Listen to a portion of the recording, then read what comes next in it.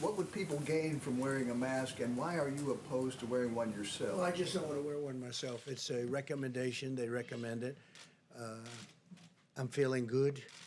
I just don't want to be doing, I don't know, somehow sitting in the Oval Office behind that beautiful Resolute desk, the great Resolute desk. I think wearing a face mask as I greet presidents, prime ministers, dictators, kings, queens, I don't know, somehow I don't see it for myself. I just don't. The CDC guidance coming out about these masks, he says he's not going to follow those. He said he thought it would be odd if he was greeting other world leaders while wearing a mask, though, of course, right now we don't know of any planned meetings between the president and other world leaders. And he insisted that this was just guidance from the CDC, voluntary, the president said multiple times, though, of course, Wolf, we should note even the guidelines the president put out about social distancing are just voluntary, not something that they believed could be enforced. But the president himself says other people can do that if they want, but he himself is not going to be following those guidelines about covering your face when you're in public.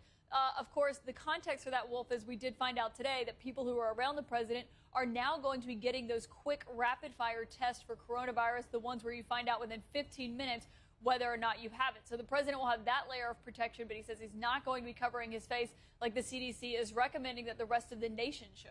Yeah, they're recommending the rest of the nation does, but the president of the United States says he's not going to do it, not necessarily setting an example for the rest of the nation. Caitlin, stand by. I want to bring in Gloria Borger, who was listening very carefully to all of this. What jumped out at you, Gloria?